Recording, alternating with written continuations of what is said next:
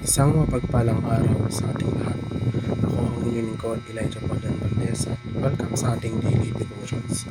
Ang ating verse for the day nasa Roma chapter 11 verse 33 to 36. Sinasabi dito na, lubhang napakasagana ng kayamanan ng Diyos, di matarok ang kanyang karunungan at kaalaman. Sino ang makakapagpaliwanag ng kanyang mga kapasyahan? Sino ang makakaunawa ng kanyang mga pamamaraan? Ngayon ang sulat, sino ang nakakaalam sa pag-iisip ng Panginoon? Sino ang maaaring maging tagapayo niya? Sino ang nakakapagbigay ng anuman sa Kanya dapat nangyaran? Sapagkat ang lahat ng bagay ay mula sa Kanya, sa pamamagitan niya at pag-aari niya. Sa Kanya ang karangalan magpakailanman. Amen at amen.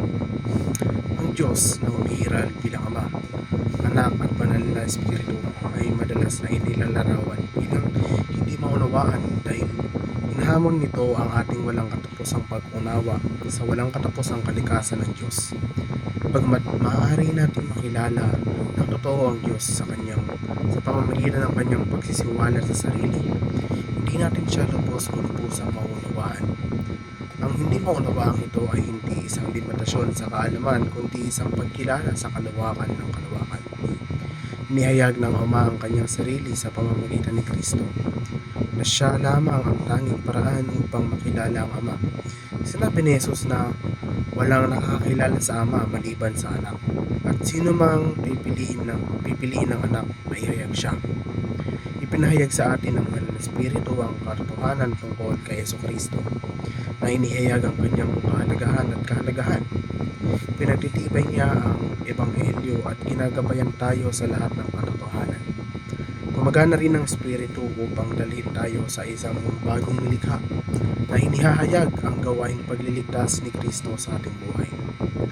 Ang pagkilala kay Kristo sa karanasan ay nangangahulugan na lumampas sa theoretical na kaalaman at isang malalim na personal na relasyon sa Kanya, na minarkahan ng isang buhay na karanasan ng kanyang pag-ibig, kapangyarihan at presensya. Ito ay tungkol sa aktibong paghahanap sa Kanya sa pamamagitan ng panalangin, pag-aaral ng Biblia at pagsunod. At pagkatapos ay hayaan siya na hubugin ang iyong buhay at ihayag ang kanyang sarili sa iyo. Ang Apokalipsis tungkol kay Kristo, gaya ng ipinakita sa aklat ng Apokalipsis ng Biblia, ay naglalarawan sa kanya bilang ang tapat na saksi, ang panganay mula sa mga patay at ang prinsipe ng mga hari sa lupa. Siya ay nakita bilang isa na nagmamahal sa atin, nag-uugas sa atin mula sa ating mga kasalanan sa pamamagitan ng kanyang dugo, at ginagawa tayong mga hari at mga saserdote ng Diyos. Inilalarawan din ng aklat ang kanyang pagbabalik sa pamamagitan ng mga alapaap, kasama na ang mga nakakakita sa kanya. Ang pagtitiwala sa Banal na Espiritu bilang tagapahayag ni Kristo ay nangangahulugan na ang Espiritu ay gagabay, magtuturo at magbibigay ng kapangyarihan sa mga mananampalataya na makilala at maranasan si Kristo ng mas malalim.